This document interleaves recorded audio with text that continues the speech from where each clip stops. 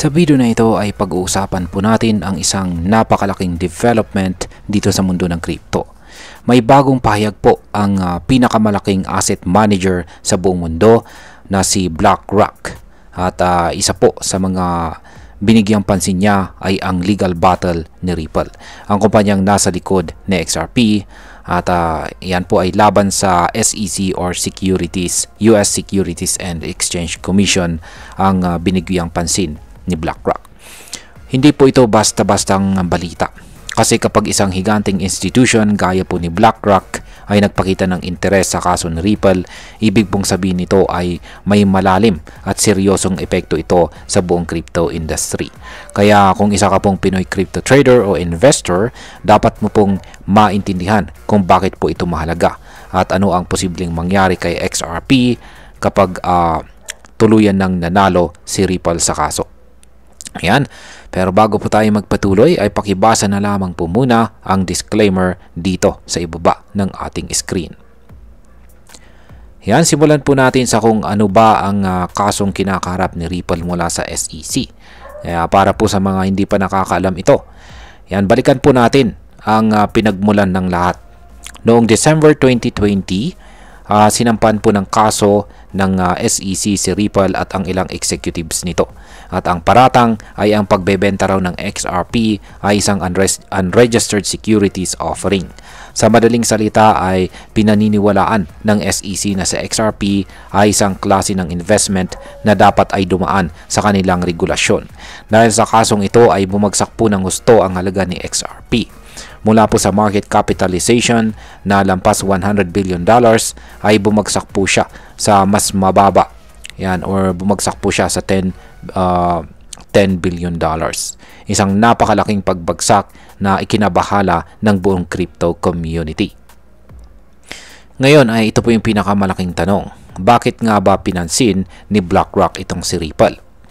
Yan, fast forward po tayo ngayong 2025. Nitong nakarang linggo lamang, sa filing po ni BlackRock para sa kanilang spot Bitcoin ETF, binanggit po nila mismo ang kaso ni Ripple bilang isang cautionary tale.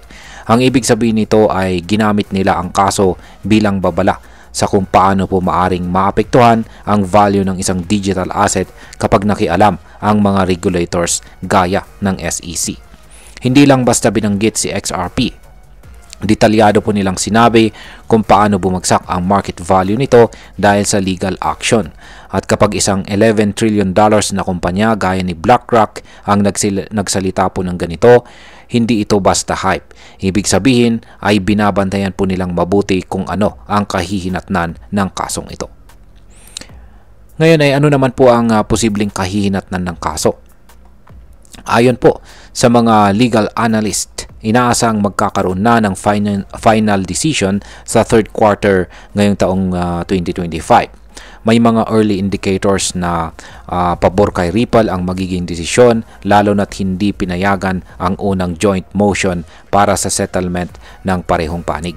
At dahil dito ay marami pong analyst ang naniniwalang kapag nanalo si Ripple, maaaring sumabog po ang presyo ni XRP. Sa ngayon, si XRP ay nasa presyo na $2.18. Medyo malapit na sa kanyang psychological support na $2.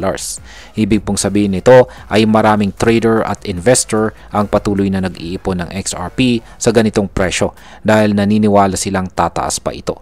May posibilidad na umakyat po si XRP pabalik sa all-time high niya na $3.08. At baka lampasan pa niya ito kung tuluyang manalo itong si Ripple. Ngayon ay bakit naman po mahalaga ang kaso na ito para sa buong crypto industry? Ang pagbanggit po ni BlackRock sa kaso ni Ripple ay hindi lang tungkol kay XRP. Isa po itong symbolic case para sa buong digital asset ecosystem. Kung mananalo po si Ripple, ito ay magiging isang legal precedent na maaari pong gamitin ng iba pang crypto projects para protektahan ang sarili nila laban sa mga regulatory crackdowns. Kung matalo naman si Ripple, magiging warning po ito sa lahat ng crypto projects na kailangan po nilang mag-adjust sa mga umiiral na regulasyon. Kaya hindi lamang po si XRP ang nakataya rito, pati na rin ang buong kinabukasan ng crypto sa ilalim ng mga regulatory frameworks. Ngayon ay ano naman ang epekto nito para sa atin bilang mga Pinoy crypto traders at investors? Una po sa lahat, dapat po nating tandaan na maraming Pinoy ang may XRP holdings ngayon. Kung sakaling manalo po si Ripple, posibleng tumaas ng malaki ang presyo ni XRP at ito ay magiging panalo sa bulsa ng bawat Pinoy investors. Pangalawa, dahil pinag-uusapan na si XRP sa mga official documents ng isang kumpanya gaya po ni BlackRock, mas lumalawak ang institutional interest sa crypto. Posible rin na mas maraming traditional na investors ang pumasok sa market na siyang magdudulot po ng mas malawak na liquidity at long-term growth sa digital asset space. Ngunit kailangan din nating maging maingat. Ang mga ganitong legal battles ay may malaking epekto sa presyo at reputasyon ng isang crypto. Kaya't kung mag-i-invest po tayo, kailangang aralin po natin ng maayos ang risk at huwag lang po tayong basta sumabay sa hype. At bilang panghuli, ang masasabi ko naman tungkol dito, ang pagkakasangkot po ni BlackRock sa pagtalakay sa kaso ni Ripple ay isang malakas na sinyales. Ipinapakita po nito na unti-unti nang tinatanggap ng malalaking institutions ang crypto bilang isang lehitimong asset class. Si XRP ay hindi lang isang simpleng altcoin. Isa po siya sa mga pinakaunang cryptocurrency na may malinaw na use case, lalo na po sa cross-border payments. Kung tuluyan pong manalo si Ripple, hindi lang si XRP ang makikinabang.